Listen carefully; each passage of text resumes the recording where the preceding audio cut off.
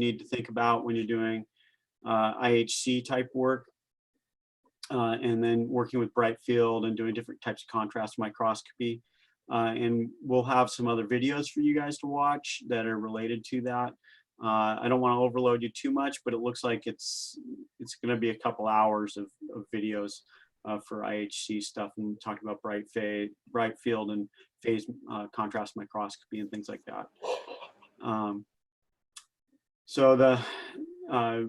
And then Chris Wilson will talk about the stereology workstation, and clearly there's not a whole lot we can do with that type of system, because all of the analysis is done really live. You have to be in front of the instrumentation in order to be able to do it.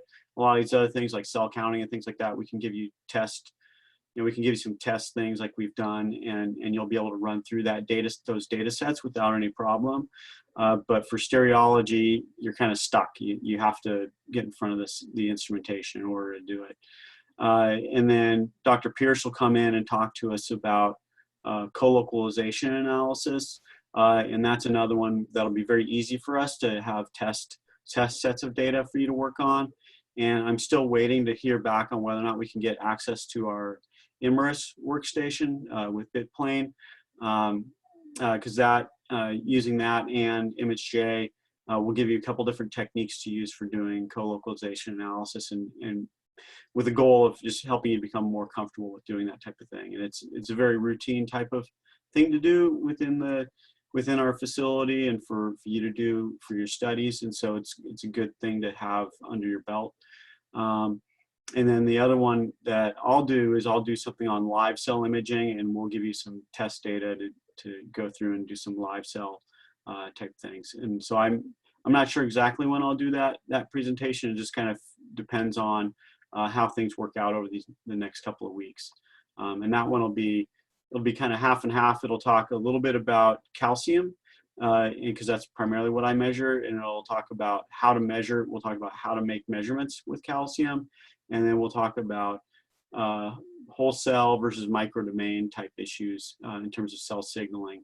And you've already, in some of the data I've already shown you, that you can see it.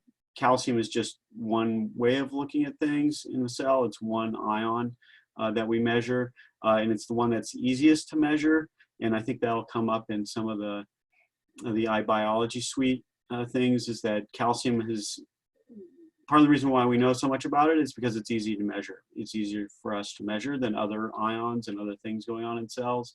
But I think every cell signaling system works around the same general principle, that you have localized signals that give you responses and trigger events inside the cells to do specific things. And then you also have global responses that do things that are a much more major event. And so you need to think about whatever it is you're looking at, whatever cell signaling system you're looking at, that you have to think about the local issues and the whole cell issues in terms of how they're interacting.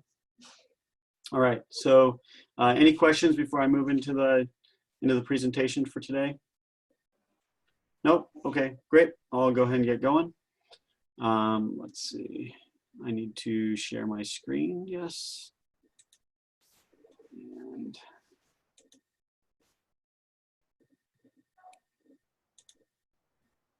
so now you should be able to see my messy screen again. And let's bring up the presentation. Okay, so now we're going to be talking about planning out your experiment. And this just shows a multicolor image that we made in the facility, and made a nice kind of pretty picture of it, a 3D picture, probably using BitPlane software. So the overview of the talk today, it's going to be fairly straight. It's not going to be quite like a regular lecture, because we'll probably jump in and out of the lecture a little bit, or towards the end we'll start jumping around to other sites to take a look at them, and the types of things that when you start working with trying to plan out your experiment and you want to start looking at different things, how different fluorophores work and things like that, some different sites that might help you be able to do that. So the first thing we want to talk about is actually choosing a proper fluorophore for your work, whether this be, and this is primarily for doing fixed cell staining with doing antibody type stuff, Some of the same general rules apply when you're using fluorophores that like incorporate into membranes or measuring calcium and things like that. Some of these same properties are very similar, and you want to think about them in the same way. We'll talk a fair bit about multicolor imaging and co-localization and some of the things that you need to think about when you're trying to plan out those types of experiments and thinking about the dyes and how they operate. And then we'll talk a little bit about system optimization. And Monica really went she did a very nice overview of some of the system optimization things, but we'll go a little bit deeper into it now and talk a little bit more about how you optimize the system to make sure you're getting the highest quality images. So what are we actually trying to achieve when we do a fluorescence microscopy experiment? You know, in the middle here, you can see, you know, this multicolor image. You know, that's a lot of different colors going on simultaneously.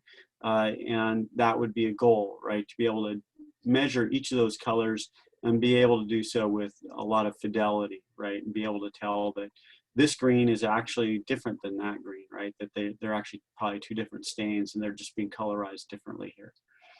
And then things, you know, these are more 3D type reconstructions, but again, they're all multicolor type images.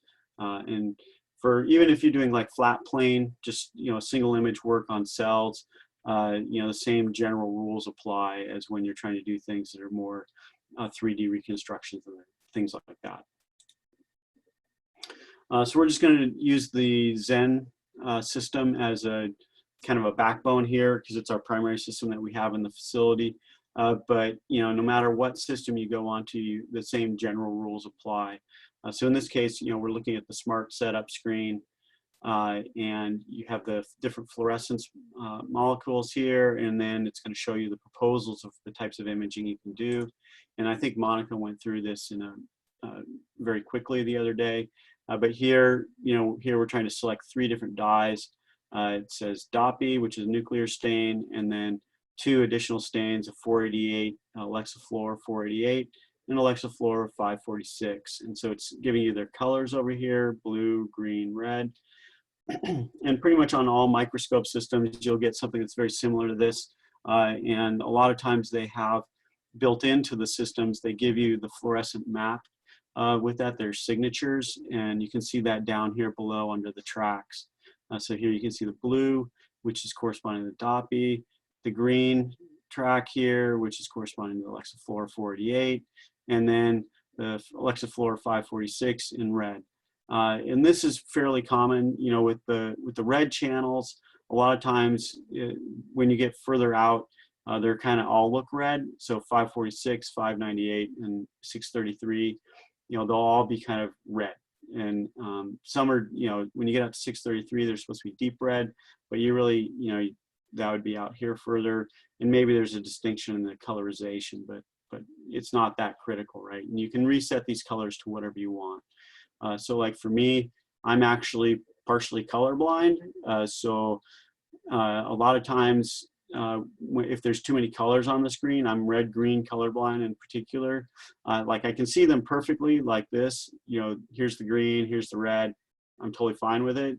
But if you start getting too much, you know, like little dots type things, I'll have difficulty, I'll actually have difficulty being able to see and visualize those colors. So a lot of times I'll flip over to like gray, you know, just doing grayscale type work and then splitting my channels apart and things like that so that I can visualize it a little better. But here it's giving you the different types of proposals and let's see, it's supposed to switch. So here's the colors, selecting the dyes to image, and then you want to select the method, whether it's going to be the fastest here, where it's going to actually turn on all 3 lasers simultaneously and put those lasers into the sample simultaneously, and then it's going to record them simultaneously on the back end. And you can see that there's some problems with that. When you look at the band pass windows that they're setting up, you can see how they're setting them up so it's not collecting as much information on the back side, right? So the blue channel is being kind of limited, the green channel is somewhat limited, and the red channel is limited as well. And so that reduces the number of photons that you're actually collecting from the sample in each channel. And then you have crosstalk, you know, they talk about it here, crosstalk, and it's saying how much crosstalk you have here between the different channels if you're going to try to do it this way. So it's saying that you're going to lose some of the blue, you're going to lose about 10% of the blue, and here you're losing about 10 to 15% of the green channel. In this one, it's even worse, where you're having a large amount of crosstalk. You have about 20% crosstalk on the best signal even. But on the best signal, one of the interesting things is now you're putting each laser in independently, and so you're reducing the spectral overlaps to a large extent, because you're just hitting it with here you can see the laser. This is the laser line. These are the laser lines for each of them. And then from that, you end up, here you can see, you know, it's doing it independently. So it's hitting it with the blue laser, you get the light, collect the light, the emission signal. We keep losing Kayla. She's gonna have to pop back in. She's popping in and out. And then the green channel here, you hit it with the 488, and then you collect that, and then the red channel, hitting it with the probably the 561 is probably what they're using here. And then here's a compromise. The thing is that when it says fastest, it does go a lot faster, right? You can generate your images very, very quickly. But on the best signal, it's basically going to take 3 times as long, correct? I mean, it's going to be, you have to collect one image in one channel, second image, and a third image. And this gives you the best signal, but it takes the longest amount of time.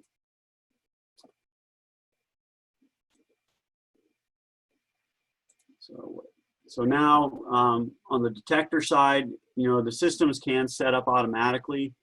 Sometimes when you're doing this for the first time, I'll sit down and kind of play with it a little bit to see what works best.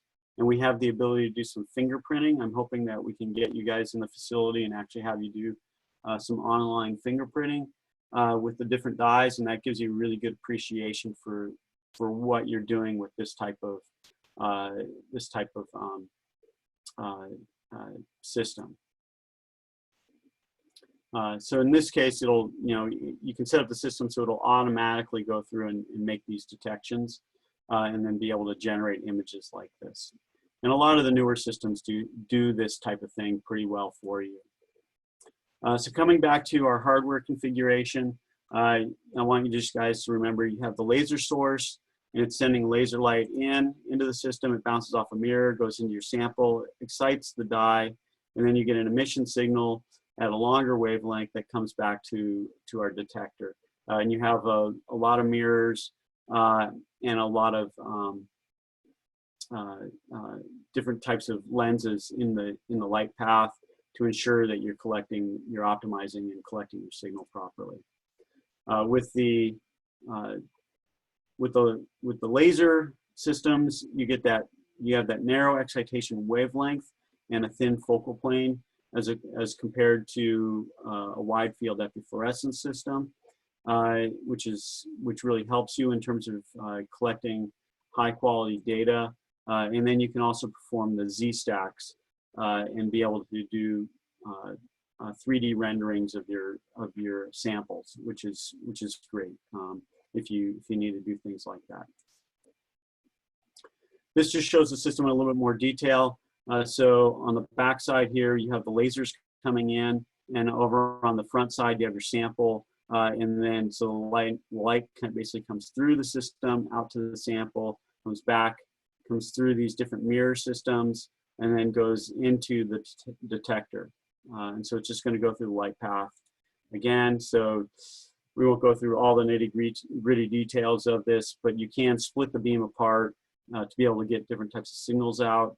And then a lot of the newer systems, they have ways of being able to enhance the light that comes back in through. So here they talk about a spectral recycling loop to be able to capture more light so you can get higher sensitivity.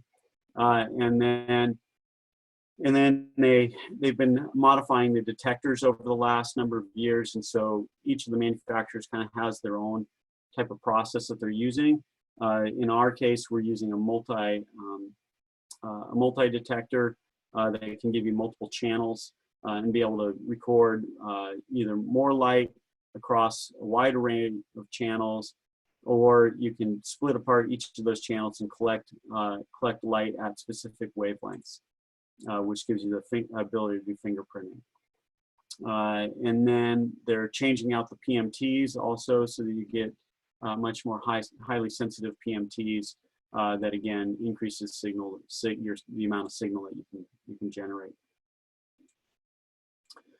This shows you a general kind of schematic of what happens when you're exciting dyes. And so it's called a state diagram. So here we have energy in the system, and here we have a ground state for your fluorescent molecule, and here you have an excited state going from S0 to S1. And what's required is energy in order to get from the ground state up to the excited state. And so we're using the light, the laser light in our case, or if you're using a wide field system, you're just putting light of specific wavelengths in. That's your excitation wavelength, raises the fluorescent molecule from the ground state to the excited state. And then you have a Stokes shift that gives you that emission signal. So it's giving you the light coming off. And then you have this excited state lifetime here in the middle, where you're actually losing some of the energy without actually having an emission coming off, right? Because the molecule is vibrating, so to say. And so here, when you have the emission, you have that Stokes shift at a longer wavelength, and then the light comes off, and then we can record that. This shows it in a little bit more practical standpoint for a wide field epifluorescence system. And this is true for pretty much any dye you use. In a wide field system, you have three basic components. You have three basic components. You have the excitation, your excitation filter. You have your emission filter, and then you have something known as a dichroic. And so that excitation filter, here it's centered at 471 nanometers, and then it has a band pass, well, a band limited of 39 nanometers. And so that gives you the shape of this. Is they actually go and take the filter and they put light through it, and they measure the amount of transmission in that filter. And so here you can see what it looks like for the excitation. Here's the emission one, and it's a 522 with a 40. And so it's centered at 522, so out here. And then it's got a band that it's also, that it can measure. And if you recall the light path, when we think about I'm just gonna go back here. When we think about this light path, we have the light coming in, and you want it to bounce off the mirror and go to the sample, but then you have to have light coming back all the way through. It has to go back through that mirror all the way back to the detector. And this is what we call the dichroic mirror. And they call it here, it's a main dichroic beam splitter in a laser confocal. And when we go up to the fluorescent molecule, that's what this is. This is your dichroic.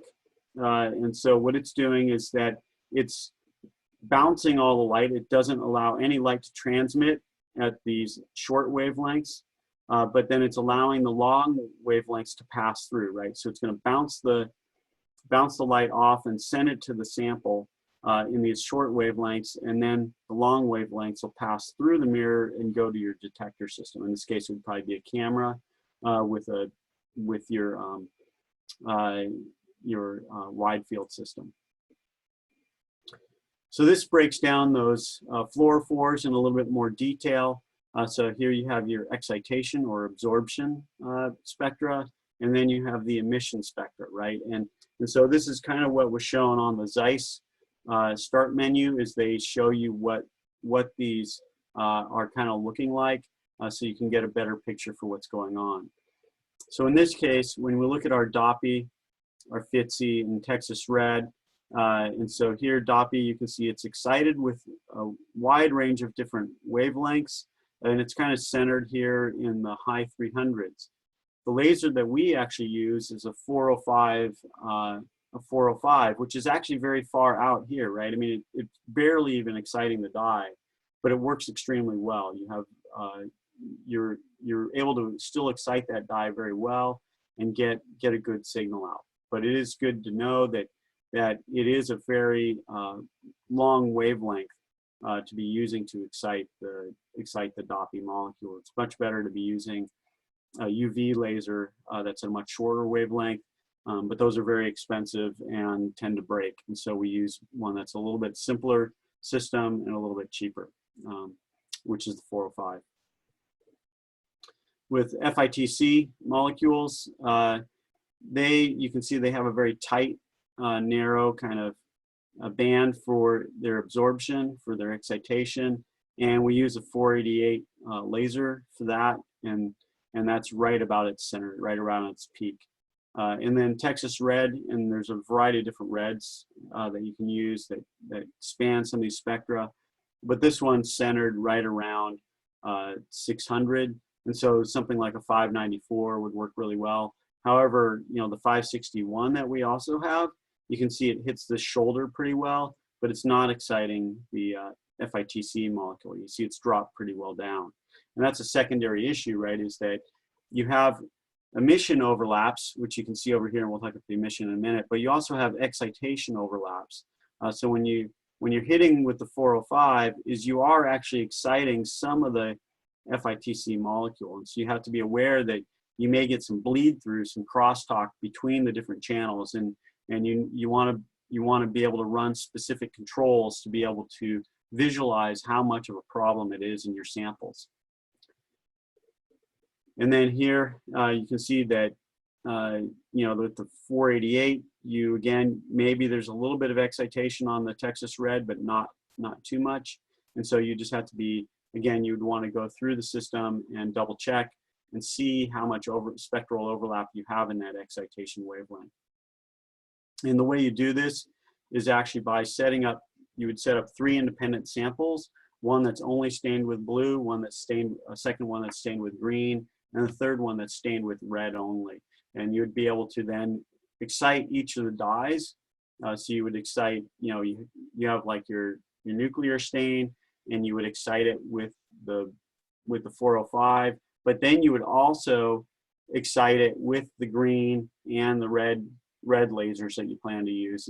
And similarly, when you're doing the green channel, if you have a FITSI only stained sample, you would hit it with all 3 lasers, and you'd be able to look at the spectral overlaps associated with that. And there's ways within the Zeiss system, at least, to compensate for that. You can actually subtract out those signals. So there's ways on the backside to do that. It's a little more complex, and it's not always necessary, but it's something to keep in mind, especially if you're doing like co-localization work. On the emission side here, when we're looking at that, you can see that there's a huge amount of overlap between the 3 signals, which is why you'd want to do them independently, right?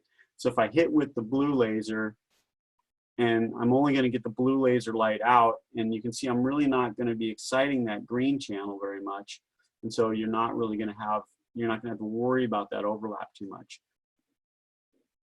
However, if you hit with both the blue and the green laser simultaneously, there's a huge amount of overlap, right? And so really what's going to happen is you're going to be misled in terms of what those signals are, because they're both going to light up simultaneously, and you're going to have a lot of overlap in terms of the different channels, right? And so here with your blue channel, if you're hitting with the blue laser, and you would end up having to do a band cutoff to cut off all this information out of the system if you were also hitting it with the green laser, right?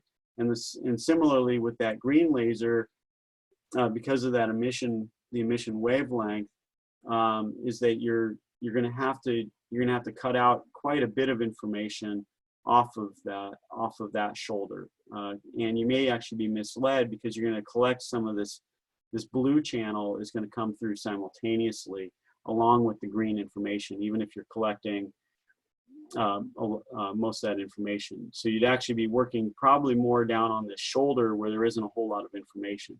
So where you have discrepancies between the blue and the green is where you can collect information if you're trying to collect simultaneously.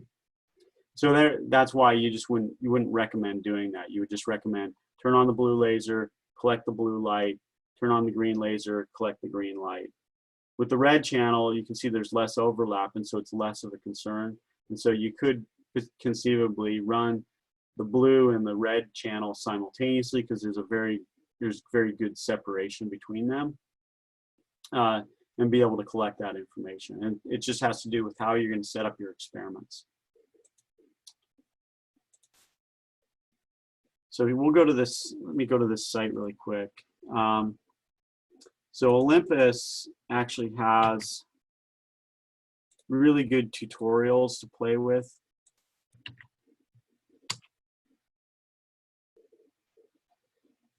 Both Zeiss and Olympus, I think maybe even Nikon, they've worked with some outside people to be able to build out some very nice things that are designed to provide you tools and information to be able to conduct microscopy experiments. So they have like a whole learning resource center on their site. And so this one's just all about the characteristics of fluorophores, and that's where actually I downloaded those spectral profiles. And it provides you more information regarding, what laser lines come off of which types of lasers, and things of that nature. Here they're breaking down the fluorophore excitations in a little bit more detail. And then here they're talking about the different dyes. Let's see. Java tutorials. So there's some cool things built in on these Java tutorials. So let's open one of them here. Oh, great. So I don't have the right Java. So I guess we're not going to be looking at this right now. Is my Java, it must be out of date. But they do have some interactive things that are really nice. So you can go through and start playing with different laser lines and seeing how the things work and how the different elements within the system works. And I'll provide you links back to these, back to the site so you can play around with them. So let's go back.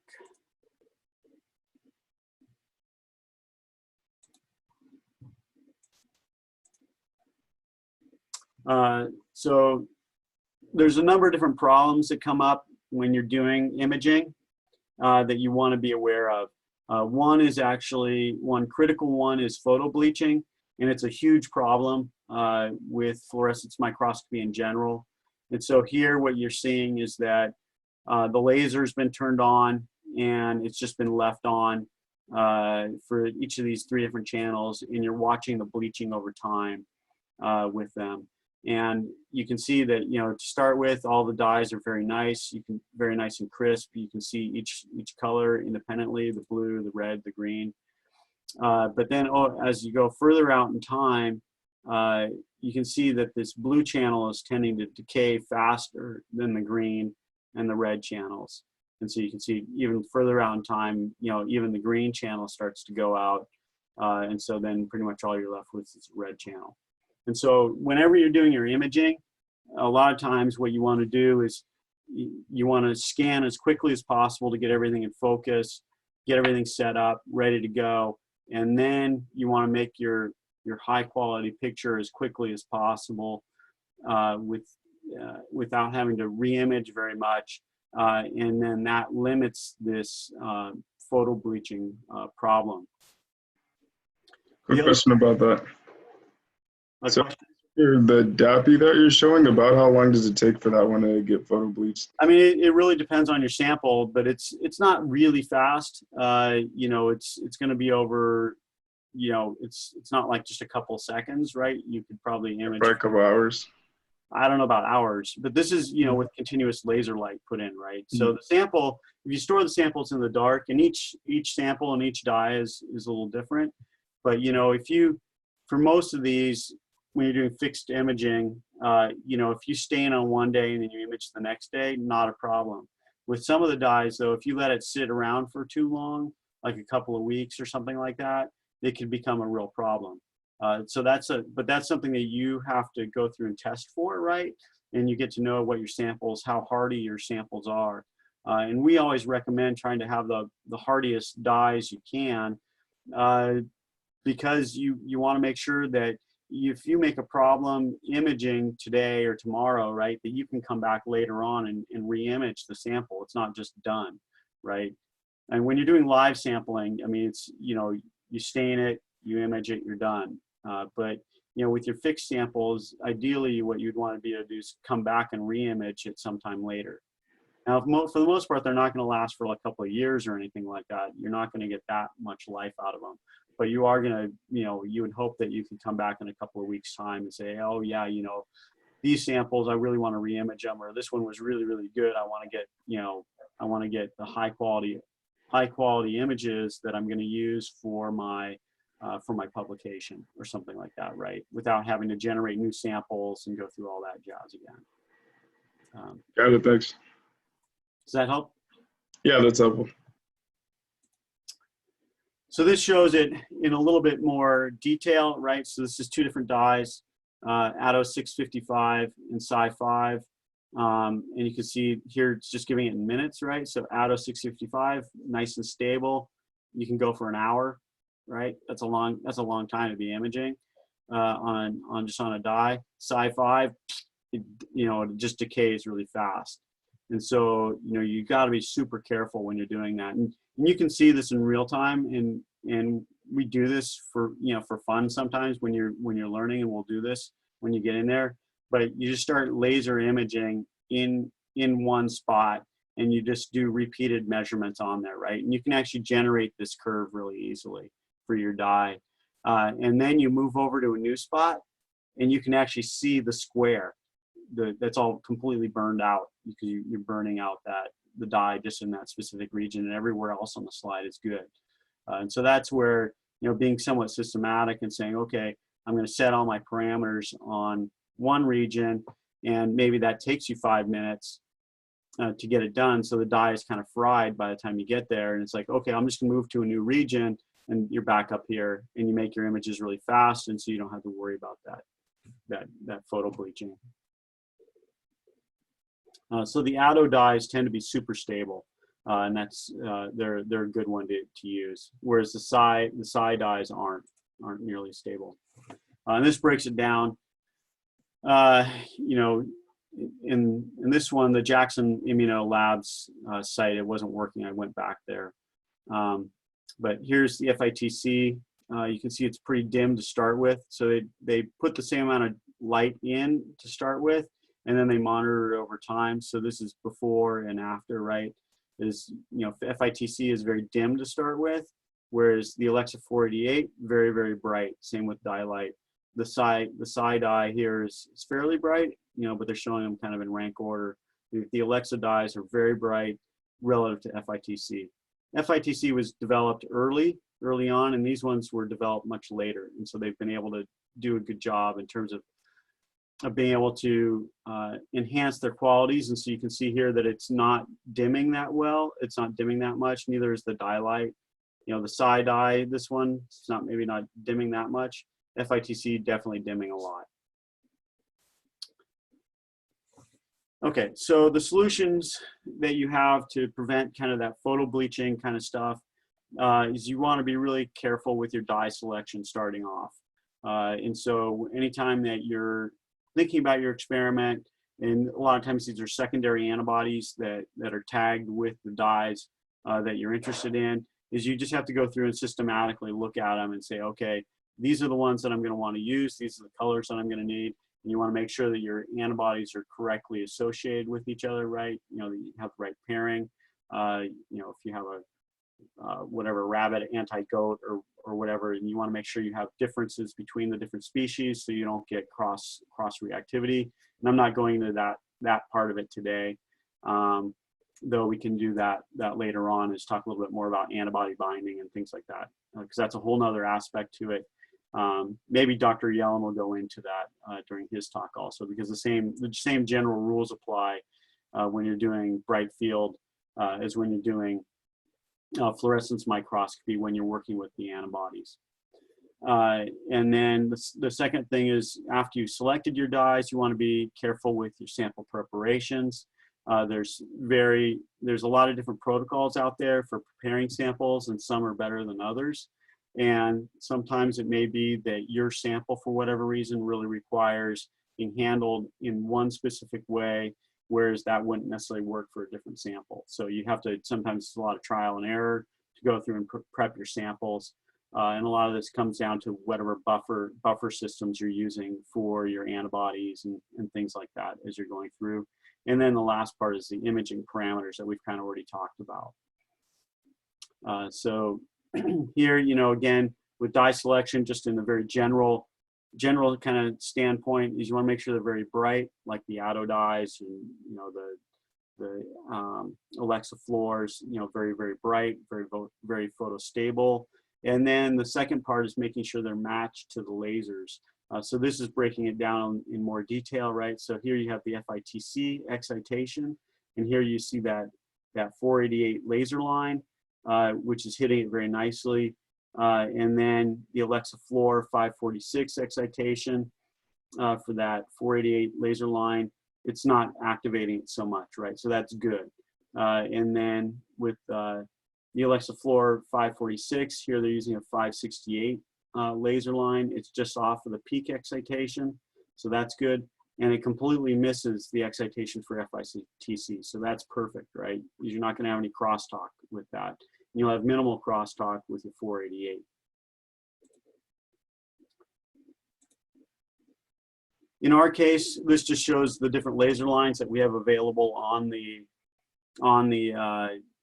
Zeiss with the 405, a multi-line argon 458, 488, 514. The 488 is the brightest. It has the most energy. The 458 and the 514 don't have as much energy associated with them. And then we have these other specific lasers at 561, 594, 633. And then we have the multi-photon, which can activate things in a 2-photon way and be able to excite a variety of different dyes if that's needed. The recommendations, from what we've seen in the facility is, the first 3 are all good. And it just depends on your sample, on what's going to be best and which colors you want. The Alexa fluors that you can buy from Invitrogen, dye lights, which are from Thermo Fisher, and then the Attos are from Sigma, right? And each of them are independent, right? They're all trying to sell their thing, right? So Sigma, especially with the Atto, and Invitrogen and Thermo Fisher, I think are they combined now? Is that right? Does anybody know? I think Thermo Fisher may have bought Invitrogen. So I've seen a lot of the Invitrogen products on Thermo Fisher's site. Yep. Yeah. So I think Thermo Fisher bought them. So they're now under one roof. But you just pick whichever one works well. And then the ones that aren't as good, though, sometimes you don't have a choice because they come that way. Some of the stuff that are pre-conjugated, a lot of times they're pre-conjugated with FITC or Texas Red or the Psi compounds, and you're stuck. I mean, if you have to use it, you have to use it. But you just want to be really cognizant that you're going to have the photo bleaching problems, and that you're going to have to be a little bit more careful with your samples than you would otherwise if you're using like the Alexa fluors. And then when you're actually setting up your experiment, we've kind of already been touching on it, but you want to have as large a spectral separation as possible. So kind of an ideal, if you're going to do 4 different colors here, I've kind of set it up so you have the 405, 488, 561, and 633. And I've just kind of put the laser lines on here, and you can see it's really a mess. right? Because you have multiple dyes on here simultaneously. And so I've just kind of color coded them: orange for DOPI, red for the Alexa 448, green at 555, and then blue for Alexa 647. And so there's spectral viewers that you can actually use, and you can actually build out these things so you can get an idea of what your crosstalk is going to be ahead of time. And that way you can make a much better or rationalized decision on which dyes you're actually going to use. And you can kind of play with it ahead of time and go, okay, these are probably ones that are going to work well. And then if there's a question, right, like the Alexa 647, it's like, oh, I don't know if that one's really going to work on the system. And then you can talk to Monica and I, and we can kind of help you through that decision-making process for that dye.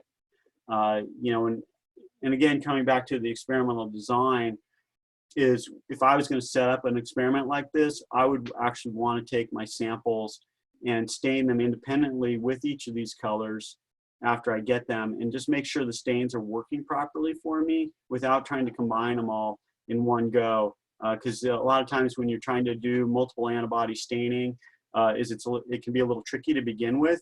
And so, you know, trying to break them down into their individual constituents first, and making sure that you have all the binding conditions right and everything before you jump in and actually run a full experiment with all the dyes can be really helpful. It may add a couple of weeks to your overall study, but at the end of the day, you're going to end up with much higher quality data than you would otherwise. So the next part of it, you know, now jumping into more on the sample preparation side, is, you know, Monica talked a little bit about sealing your sample to be able to image it. But, you know, even going one step before that is you want to be selecting the mounting media that you're going to be putting your sample into. And there's pros and cons to every type of mounting media that you use. There's two basic forms, hard set and wet mount.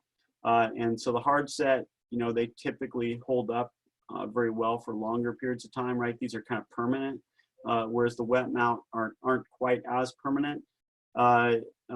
And Vector Labs sells both forms, as does Invitrogen. And they each have their own independent ones.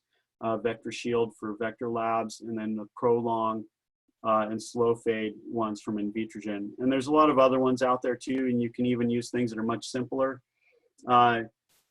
What you want to be aware of is that, and what you may have to play with, is that you can actually change the amount of background fluorescence depending on which type of mounting media you use. And a lot of times it has to do with the interface between your sample and the mounting media itself. And so you have to be a little careful about what you choose. And so a lot of times, you know, and there's not necessarily a general formula for this. A lot of times, again, it's trial and error. But you want to really just be aware of it. And so talking with others that have worked with your types of samples before can really be helpful. And then trying to visualize some different samples that may be mounted in different ways can also be helpful. And again, you know, this just becomes, it adds time to the troubleshooting part, you know, that kind of initial stage as you're getting ready to really do your experiments. But it's an important part of it because you're going to end up with higher quality data at the end by reducing that background fluorescence, and you'll end up with much higher quality images. You'll have greater sensitivity. You'll gain that greater sensitivity from the systems and things like that. So you just want to be aware of it. And a lot of times, you know, when you're doing immunohistochemistry on the other side, is you can actually use things that are very very cheap to use, but because you're not having to worry about that background fluorescence, you just want to make sure they're compatible with your samples. But don't try to use that for your fluorescent samples because it won't necessarily work. And so you have to reformulate. A lot of times you have to reformulate the entire way that you're prepping the sample when you move from doing, say, IHC to doing things that are fluorescently based. So you want to keep that in mind.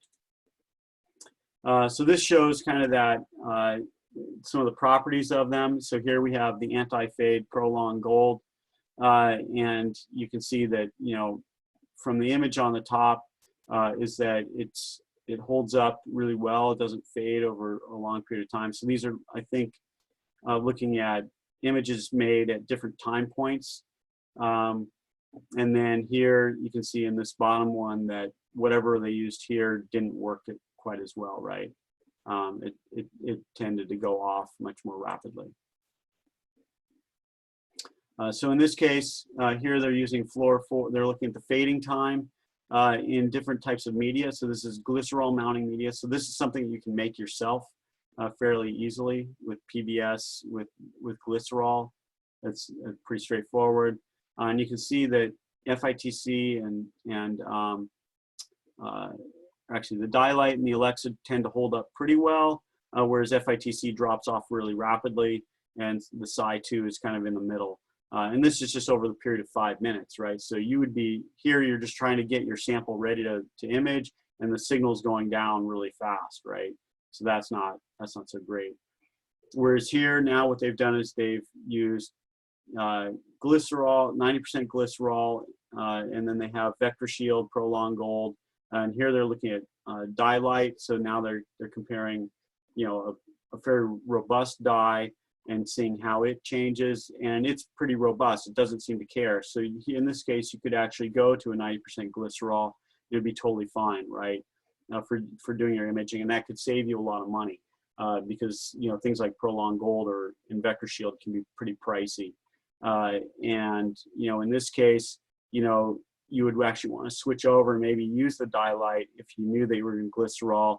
But if you're going to be using Psi-2 or FITC, probably you'd have to move over to one of these other ones that's going to allow you to have greater photo stability. The next part of it, the last part, is that with our systems, anytime you're working with an inverted microscope, and a lot of times even with upright microscopes, you do have to cover slip your materials, and that becomes critical to acquiring your image. So Monica talked a little bit about this, that you want to use a number 1.5 cover slip, which is about 170 microns. And depending on your samples, what you're doing is you might want to start looking around to get ones that have higher quality with better tolerances. And we've been purchasing things from EMS, and we can provide you the websites later, or Ted Pella. They're offered by others also. But one of the things that you actually find is that if there is a variation in the cover slip thickness, so here's the numerical aperture of your objective, and as you go from low power to higher power objectives, is that if there is any deviation at all, like in the low power objectives, it doesn't really matter. But if you go to a higher power objective, and these are, this would probably be air objectives, and this might be an oil objective, but once you get up to the oil immersion objectives, you end up with very high performance reductions with any kind of deviation in the thickness of your cover slips. And so this would be really critical. Like you walk into the facility, you have 10 different samples you want to visualize, right? And you've cover slipped them all, and you've done all the preparation exactly the same, but now you have just a small variation in the cover slip thickness from sample to sample, but yet you're trying to quantify the amount of signal that's coming off, right? You want to quantify the absolute fluorescence. You could be completely misled just because the cover slips weren't the same thickness, right? In this case, it's 55% reduction just with a very, very small deviation in that thickness. The other part of this is that here you can see when you're doing your sampling, right? So this is the YZ, XZ, and this is XY.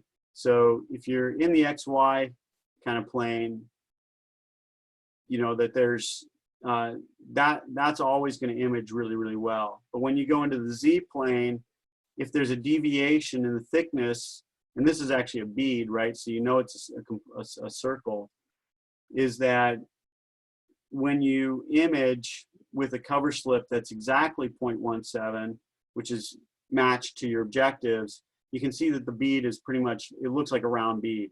But if it's off by a little bit, so here it was off by just a small amount, is that you get a huge deviation in the ability to make those kind of Z-stack images, right? So if you were going to try to make any kind of three-dimensional reconstruction and try to answer anything that has to do with that Z-axis plane, like say you were interested in neurons that were going from a lower region of the sample to the upper region of the sample, is you'd be completely misled. Your distances that you would measure would be completely wrong, right? This is off by almost twofold, right, compared to that one. This one says, you know, this is 4 microns from there to there. This one, it would basically saying that that's probably like 8 microns. So it's completely, you know, you'd be completely off base. All your measurements would be incorrect. So now when you buy cover slips, and you just buy them typically, your number 1.5s, which is really what we're interested in, 170 microns, they can be anywhere from 160 to 190 microns for ones you just buy in a random box. So that can be a big problem, right? And so that's why you would want to buy ones with much more specific tolerance. Now you could go to the next level and actually measure the thickness on each individual cover slip. That can be done.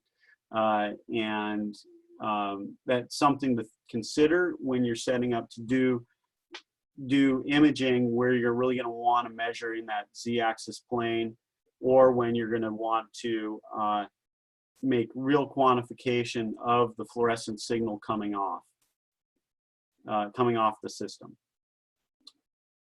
So that's just something to keep in mind, is that if you're interested in quantifying the fluorescent signal in absolute terms, you're going to want to be really want to make sure that you're staying in tolerance at 170 microns.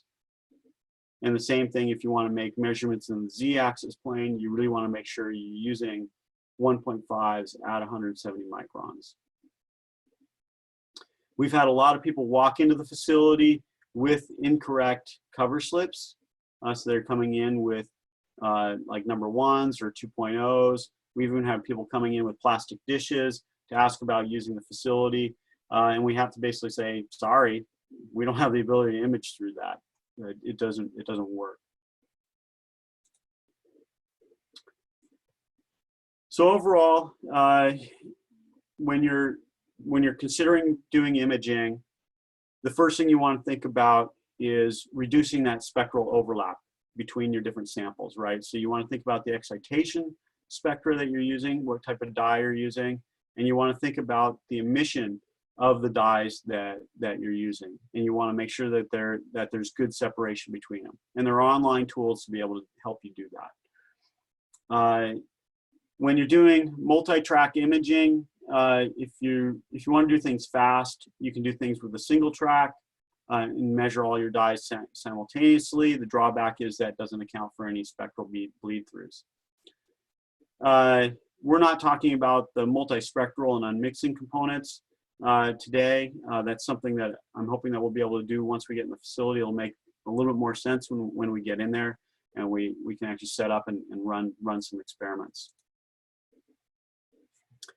For co-localization, which I'm hoping we're going to be able to do also, is you only use the multi-track imaging. So you're going to do each excitation, wavelength, and emission separately, and you don't ever put them together. And that really limits that spectral bleed through, right? So if there's any doubt regarding the excitation and emission overlaps, that's when you can actually do a spectral analysis on each dye independently, and then you can actually have those maps, and you can be able to use them, you know, to be able to provide for any kind of manuscript submissions and things like that. It just becomes more background information, supplementary information you can provide to show that you've gone to the next level, to be able to ensure that you're not going to have other types of issues, especially with co-localization analysis. There's some things that you have to do within the excitation and emission sides to ensure that the system is set up properly. You want to make sure not to saturate your sample so that you don't saturate any of the pixels, and then you don't want to have any backgrounds that are zeros, because that can influence your dynamic. It's influencing the dynamic range of the system, and so you're having two areas now. One where you've completely, what I would say, blown out the sample, so it's overexcited, and so those are pixels that have no meaning. And then similarly, if you have zeros, those are, again, they have no meaning for your co-localization analysis. And then you want to think about limiting your background, and things like anti-fade actually enhance background, and so that's something to think about. In terms of optimizing the system, in order to prevent that kind of photo bleaching we talked about, is having the ability to reduce the amount of laser power, the amount of energy you're putting in the system, really makes a big difference. And so you want to tune down the lasers as much as possible, and then you would in order to do that, you would have to turn up the gain to a certain extent on the emission side to collect information. I know it's hard to picture right now because you guys aren't in the facility making images, but that's once we get in there, we'll play around with this a little bit. The easiest way to think about it is if you put in too much laser power, you're basically burning your sample, and then if you have to turn up your gain high, you introduce more noise, right? So it becomes more speckly, and it won't be as pretty. If you've done anything with photography, it's very similar to changing the f-stop on your camera and changing the amount of time that you're exposing the time of your exposure versus the f-stop is the best way to look at it. For acquisition parameters, they're within the Zeiss system and on the Olympus. You can do things manually, and you can also have some sort of smart setup. I've found that it's always worthwhile to double check the smart setup. Sometimes they get contaminated, best way to put it, and so they're not working properly anymore. Sometimes they can end up a little funky. So I always double check the smart setups. And then there's multiple things that you want to think about within that. Again, it'll be much more, it'll be easier to think about once we actually go into the system. But you can do things as collecting information as a full frame, or you can do individual lines and switching between the lasers. And there's benefits and drawbacks to doing it one way or another.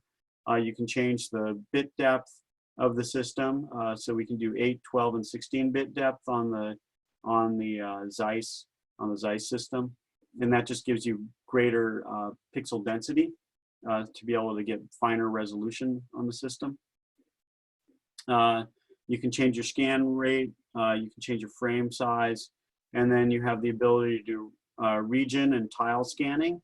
And there's some things that you would want to be able to do there that to be able to enhance the ability to do tiling. We have the ability to do Z-stack, so we can go through the different image planes and stack things and be able to get additional information in that Z-axis plane. We have a variety of different imaging modes, and then there's the ability to go faster by, normally you would just image from, say, left to right, but we have the ability to also image right to left, and so you can do what's called bidirectional scanning. So it can go a lot faster, but it introduces errors when you do that, and there's a way of correcting for that. And then you can actually zoom in on specific areas. And so we have the ability to, say, take the 20x dry objective and zoom in and be able to get images that are similar to what you would be getting like with a 40x oil, but they aren't, clearly you have changes, you have a difference in the numerical aperture of your objectives. And so, the 20x isn't necessarily going to do quite as good a job as the oil. but you can kind of get partway there. And then another really nice feature that we have on the systems is automated file saving. So when you set that up, basically all you have to do is you click go to collect the image, and then it automatically generates a file for you at the end. And that way you're not having to save each file independently. And we use this fairly routinely when we're doing a lot of imaging, when we're doing, especially in our live cell work, is we're generating a lot of different images, and so we do everything in an automated way. You just have to remember to toggle it off at the end of your run, because otherwise the next person that comes in all of their samples will be saved into your files, and you'll have to go and sort that out. And we've definitely had that problem over the years. I'm going to jump in. Are there any questions right now? Otherwise, I want to jump into some of these sites so you can kind of see some of the stuff that's available out there. Nope, no other questions? Okay. So the first one here, so a lot of these are from vendors, right? So this is Jackson Labs. Jackson Labs actually has a whole section here specifically on doing IHC with secondary antibodies, and they have different types of self-help guides here that you can go through, making, primary antibody choices, selecting the secondary antibodies in different types of stains, and then talking about tissue or sample specifics in terms of how to actually put things together and how to actually perform the work. So this just provides you some additional information. If you don't have standard protocols in your lab already, this gives you a nice starting point to be able to go to and be able to get some information that's going to help you to be able to start the process of, okay, I want to do antibody staining. Which primary antibodies do I need? Which secondary antibodies do I need? How do I actually handle the samples? We do have a lot of labs that are doing IHC type work now, and Monica can point you to them. A lot of times, somebody will come in and say, hey, I want to do this type of task. I want to do this type of imaging. And chances are somebody on campus has already done it. And we can point you to that person so they can give you some additional help. This one's from Abcam, similar kind of thing. They actually have a lot of different information here, talking about live cell staining. Here's dye-conjugated primary antibodies that they sell, different mounting medias, cell imaging resource guide, and they have there are a lot of webinars out there already to do these different things. There's different protocols, product guides that they have. This one's Thermo Fisher. Again, similar kind of thing. And this one actually is a tool that goes right onto your iPhone, or they have it both for, looks like they have Android and iPad versions of this for doing cell imaging. And so this is really helpful also for, very quickly going through and trying to look at dye overlaps and things like that. IHC World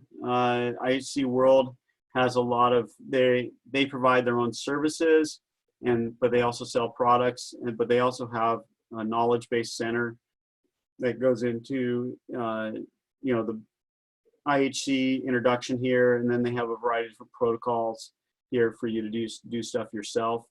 So this will be a very good spot to go also. Then we have some ones that are more academically oriented. So here's one from Pittsburgh, which has one of the larger facilities in the United States. And they have a series of protocols that they provide here for doing a variety of different things. And then they have downloads also that you can go into. And these are direct. I think these are people's actual samples. So they, you can go in here and get data. This one's bioprotocol. This one's actually pretty cute. This one's a way for you as an investigator to generate a protocol, and then they become peer reviewed, and then they become freely accessible. And here I've just kind of highlighted one that's on clarity techniques. So here they're doing clarity on brains in a couple different types of samples. And so they provide you a nice overview. Here's an abstract. It's, you know, it's a scientific publication. Here's their background. But then they give you materials and reagents. They tell you exactly what to buy, give you the catalog numbers. So they make it very easy for you to find information, right? So that you can actually go and replicate this for yourself. And then they actually give you here's the antibodies that they're using within this protocol. And then they go through and they say what kind of microscopes you're going to need, what kind of software, and then they give you the actual procedures for how to do it for each of their different samples. So this can be very, very helpful, right? This would be a great starting point, especially if you have something where you don't have an SOP generated already. You can jump in here, type in, you know, whatever it is that you're trying to look up and see if there's already somebody that's generated a protocol that you can use. All right, so that's it for this part of the talk. The next thing I wanted to do, is there any questions at this point? Nope. Monica, you're just on the call. On the call, is that right?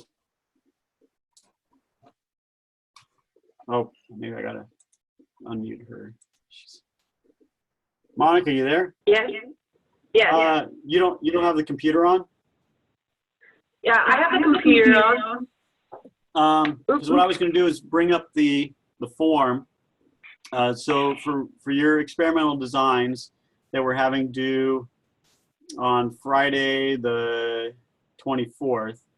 Right now, that's how we have it on the schedule. And if that turns into a problem for you, like you don't feel like you can get an experiment designed by then, we'll push it back a week or so. So you know the deadline's a little soft, but right now what we're looking at is having you guys being able to present your experiment on the 24th, and then being able to provide you feedback as a group, and then you can actually be able to get set up to be able to run the experiment whenever you come into the facility. After we train you on all the instrumentation, do some other fun things. But what I was going to do is take you through, let's see. That's not it. Wait, maybe it's there. There we go. Oh.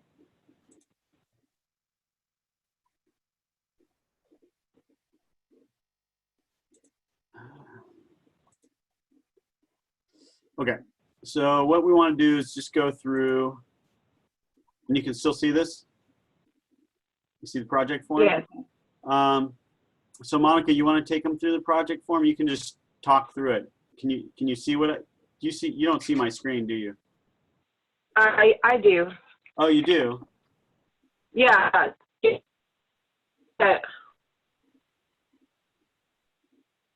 So can I actually share my screen? Can you take over the screen sharing on this?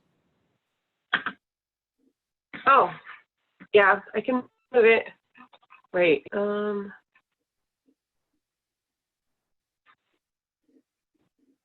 do you move Or maybe I it can to just the do it top? by remote control.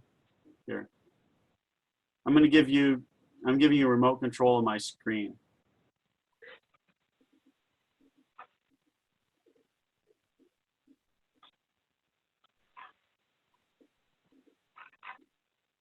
Are you moving it or am You're moving it. I? Okay. Sorry. Okay, so this is basically the project request form, and you have to, of course, fill it out electronically and send it back to myself. Here, your principal. So your PR is email, phone,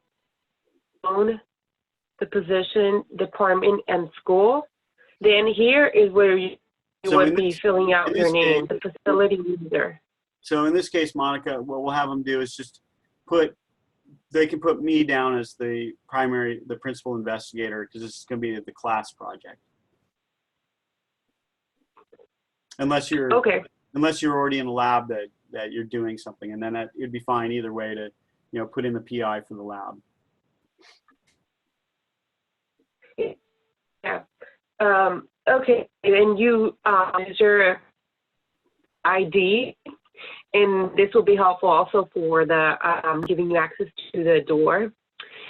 Your email and your phone number, position, department or school.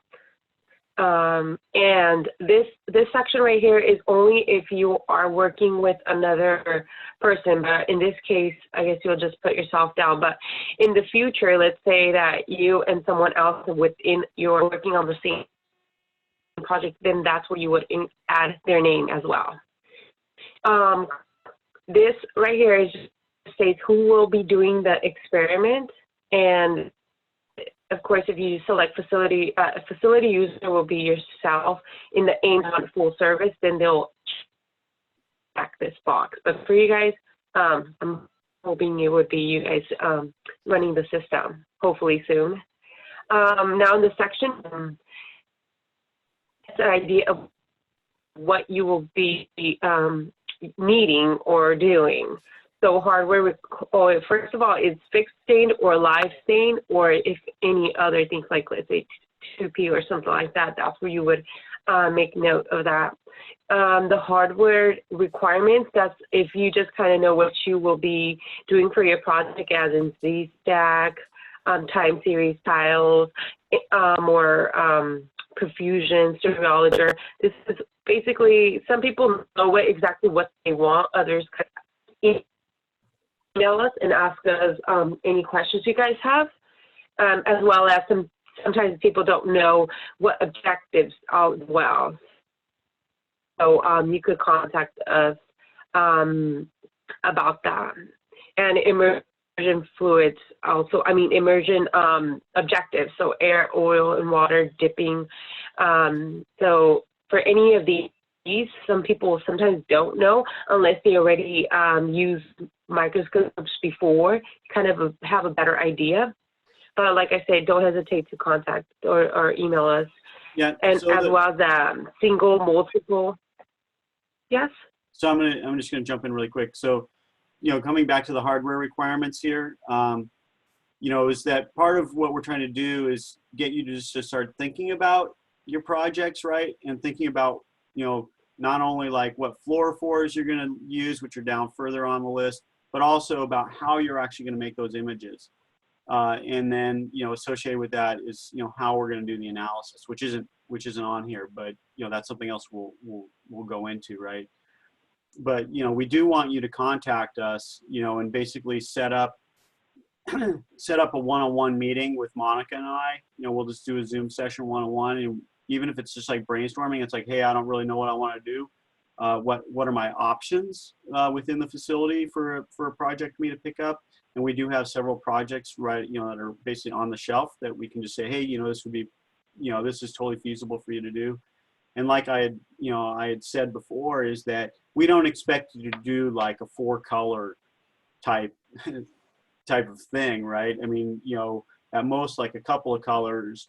But, really it's to go through the process of being able to think about an experiment, what kind of controls do I actually need to be able to do, and then how am I going to acquire those images, and then how am I going to analyze them. And just so you can get the whole workflow down for being able to do something. And that could be a pilot project, right? I talked about, oh yeah, you want to do 4 colors. Oh, let's choose one and just do that one for the project for the facility, right? And that way, for the class, and that way you're working out all the bugs in the system, and you're going to be completely fluent with running it, and then you can add in your other colors later on to do the rest of the imaging. So go ahead and finish, Monica. I'll jump in if I need to again. Okay. So excitation and emission, like Dr. Wilson was talking about that in the presentation, you can either do a single. Most of your guys, I believe it's going to be a multiple, like DAPI 488 and 633, or of course, multi-photon. Visible light, that's just a bright field or contrast. But for you guys, I think you guys we're going to focus on doing fluorescence. And this is where you select what dyes you are going to be using. And if you have any others that are not listed, you could write them here. Oops. Oh, is that a new thing we're doing, I guess? If you will be doing the analysis in the in-facility. So now this page is this is where you're going to describe your project basically to us. So most of the people have a project title already, so they'll put it here. And then here in this box, you will just give us, provide us a hypothesis, a list of experimental groups, including a number of samples to be imaged, expected result, and anticipated problems. But for us, the main thing is like basically how many, like what's your control, and then your like a list of how many total samples you're going to have. And it's easy for us. I mean, I don't think it's for this class we need this, but usually we like a breakdown of how many total samples you have, which are the control groups, and then how many samples are on, and then how many regions you'll be imaging on a slide. That's an idea of the amount of time it will be taking you to image all of your samples. So for example, if people have mounted, like, let's say 2 brains on a slide, but then they want to image left and right on each of the brains. So then there'll be a total not of 2, of 4. We'll count it as 4 sections or 4 ROIs on a slide. So that's just kind of give us an idea of how long it's going to take you to image. So that's important to describe that in this section here. And yeah, and then from there, that's where, okay, start date, end date. This is where we add that estimated imaging time. Usually people kind of give the estimate, but then they'll submit the form, and then if they specify like really all the details in the project detail box here, then I'll kind of go over for everything with them, and then I actually go over the imaging time and analysis time, and then submit it back to them, or call them up or email them telling me is how many samples you have. This is the amount of time it's going to require for you to image everything. So that's what that is. And then of course, specific costs, that's only for financial, but for us, because it's a course, I don't think we have to fill this part. Or also the investigators or the cost center administrator. We don't need that for this class, but in the future, this is where you would be asking your PI's signature and whoever's in charge of the, I guess, monies for the department or his grant. So, and then the last page here is just for office use. So you don't have to worry about this last page. This is where we fill out all the information and the training and et cetera, things like that. So the main thing for you guys is the first 2, and of course, just giving us a description of your project and what you're planning to do. And like I said, that we do this because a lot of people sometimes don't, we can't see, and this is where the committee can give us feedback on your project. Because a lot of people, like Dr. Wilson said, they think they have a project that they're going to run, but yet they don't have a proper control over the committee can give them a feedback. So yeah, so in this case, what we're going to do is once you submit this form, is then it gets distributed to the other students as well as to Monica and I, and then we act as that committee and provide you the feedback so that we come up with the best quality design. And really, it's not that we're trying to criticize you. We're just trying to provide you help so that you do have an experimental plan that's going to work. And so that's what the critique is really there for. And so by having you both write one and then also provide a critique on one, I'm hoping that's going to help you to be able to develop much more higher quality research plans in the future. So don't feel intimidated. That's the bottom line. So, any questions about the form? I don't think so. No questions. No questions? I might have one when it comes time to fill it out. Yep, yep. That's the goal. So start thinking about what you might want to do, and if you're at a complete loss, don't fret about that either.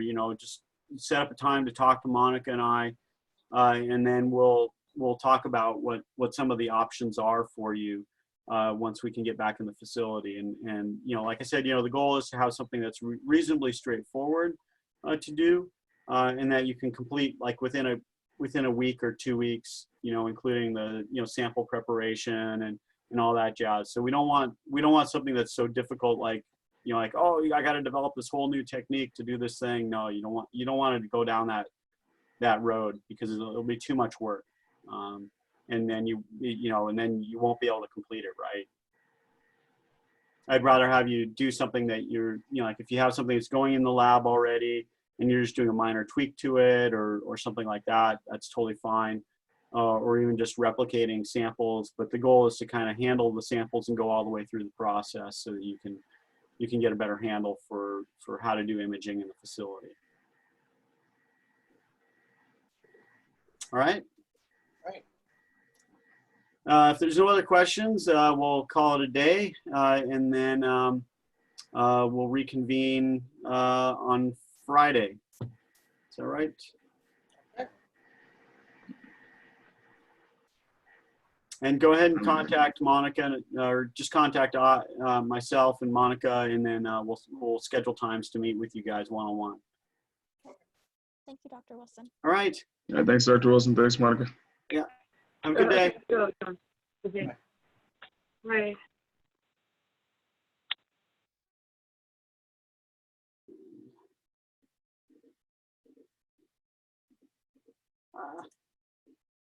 You're still controlling me, Monica.